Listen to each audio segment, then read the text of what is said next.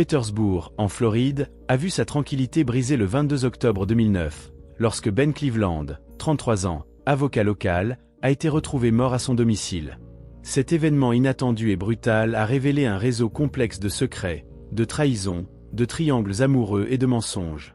Francesca Cleveland, l'épouse de Ben, s'est retrouvée au centre d'un scandale qui allait ébranler la communauté, mettant en lumière les sombres motivations du meurtre. La nuit du meurtre, Francesca a appelé désespérément le 911 pour dire qu'elle avait trouvé son mari mort dans le salon. Lorsque les premiers secours arrivent sur les lieux, ils découvrent une scène épouvantable. Ben est sur le sol, la gorge tranchée, et Francesca, couverte de sang, pleure inconsolablement à ses côtés. La pièce était complètement désorganisée, ce qui indique qu'une lutte violente a eu lieu. Les inspecteurs Dara Mceloglin et Sean Hanley, chargés de l'affaire, ont rapidement compris qu'il ne s'agissait pas d'une simple invasion de domicile ou d'un cambriolage. Il n'y avait aucun signe d'effraction, ce qui laissait supposer que Ben connaissait son agresseur. Mceloglin commence à interroger Francesca, qui prétend être revenue d'une promenade au centre commercial pour trouver son mari déjà mort. Pendant ce temps, Hanley parle aux voisins, qui disent avoir entendu des bruits et des cris provenant de la maison cette nuit-là. Au cours des jours suivants, les inspecteurs ont approfondi l'enquête et reconstitué la chronologie des derniers instants de Ben. Ils ont découvert qu'il avait quitté son travail tôt ce jour-là, vers 17 h, visiblement bouleversé. Ben était un avocat d'affaires prometteur, connu pour son ambition et son dévouement. Cependant, après une enquête plus approfondie, Mceloglin et Hanley ont conclu que ses relations professionnelles n'étaient pas liées au meurtre. Francesca est à nouveau interrogée, et sa version des faits commence à éveiller les soupçons. Elle a déclaré avoir passé l'après-midi à faire des achats à Tyrone Square, le centre commercial local, et avoir trouvé Ben mort à son retour vers 19 h. Lors de son témoignage, Francesca s'est montrée coopérative, mais semblait nerveuse et évitait le contact visuel. En outre, les caméras de sécurité du centre commercial n'ont pas corroboré son histoire. L'enquête sur les antécédents de Francesca a révélé qu'elle venait d'une famille aisée de Lombardie, en Italie, et qu'elle s'était installée aux États-Unis à l'âge de 18 ans pour poursuivre une carrière de mannequin. Elle a d'abord épousé Mitchell Abbott, un entrepreneur immobilier prometteur, mais leur mariage n'a pas duré. Mitchell a prétendu que le divorce était dû aux aventures extra-conjugales de Francesca et à son mode de vie extravagant. Il est intéressant de noter que, malgré la séparation, Mitchell semble toujours éprouver des sentiments pour Francesca, et que les deux ont récemment été aperçus ensemble, ce qui a contrarié Ben. Cette relation trouble entre Francesca et Mitchell a attiré l'attention des détectives, qui ont décidé d'enquêter plus avant. Mitchell vivait dans un appartement à Clearwater, non loin de là, et lorsque les autorités l'ont contacté, il a semblé réellement choqué par la nouvelle de la mort de Ben. Il prétend avoir passé la nuit seul chez lui, mais son alibi est fragile et les soupçons à son égard se renforcent.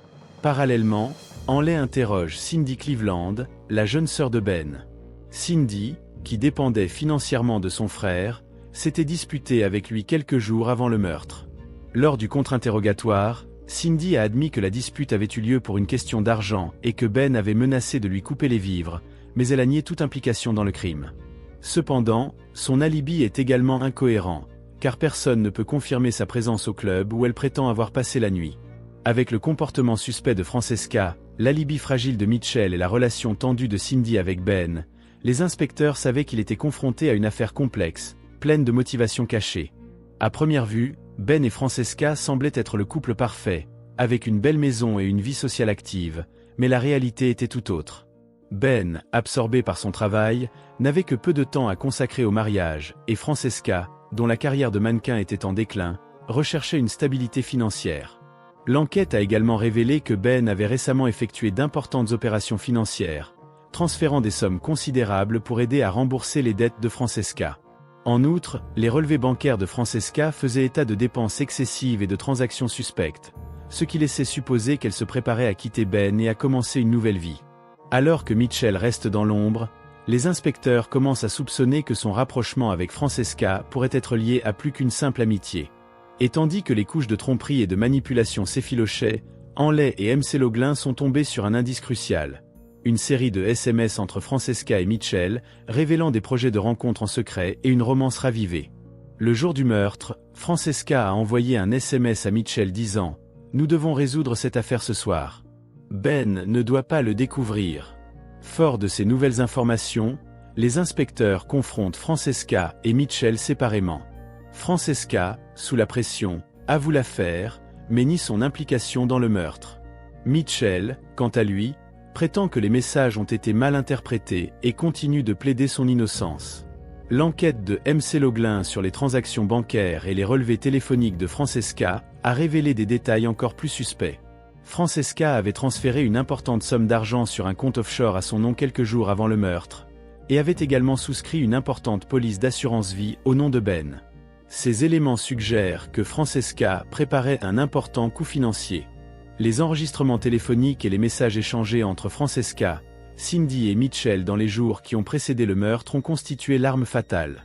Ces communications indiquaient que tous trois étaient impliqués dans une conspiration complexe, au centre de laquelle se trouvait Francesca. Les messages échangés la nuit du meurtre relient directement Francesca et Cindy au moment critique, tandis que Mitchell semble être l'exécutant du plan. Le complot devenant de plus en plus clair, les inspecteurs ont décidé de faire pression sur Cindy, Mitchell et Francesca avec les preuves accumulées.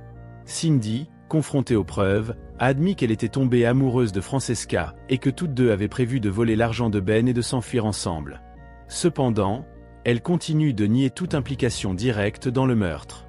Mitchell, pour sa part, a fini par avouer qu'il avait attaqué Ben dans un accès de jalousie, instigé par les promesses de Francesca. Francesca, réalisant que son réseau de mensonges s'effiloche, finit par admettre qu'elle a manipulé Cindy et Mitchell. Son plan était de se débarrasser de Ben pour garder l'argent de l'assurance et commencer une nouvelle vie avec Cindy, mais elle a utilisé Mitchell comme un pion, sachant qu'il avait encore des sentiments pour elle. Avec les aveux en main, les inspecteurs ont enfin pu reconstituer le puzzle d'intrigue et de manipulation qui a conduit au meurtre de Ben Cleveland. Francesca et Cindy ont formé une alliance dangereuse, motivée par l'insatisfaction et le désir de liberté financière, tandis que Mitchell, mu par un amour malsain pour Francesca, a joué un rôle déterminant dans l'élimination de Ben. Cependant, même après les aveux, l'enquête a montré que l'affaire était bien plus qu'une simple histoire de trahison et de cupidité. Elle mettait à nu les profondeurs de la faiblesse humaine et les conséquences dévastatrices d'un désir effréné. Mitchell Abbott et Francesca Cleveland ont fini par avouer leur participation au crime et ont été condamnés à la prison à vie sans possibilité de libération conditionnelle. Cindy, malgré son attachement affectif à Francesca et sa participation au plan initial, n'a pas été directement impliquée dans le meurtre et a été libérée. En fin de compte, ce qui avait commencé comme l'enquête sur un meurtre horrible dans un quartier tranquille s'est transformé en une sombre histoire de trahison, de désir et de conséquences fatales de décisions égoïstes. Francesca et Mitchell ont payé le prix fort, tandis que Cindy a dû faire face aux cicatrices d'un amour qui a tourné à la ruine.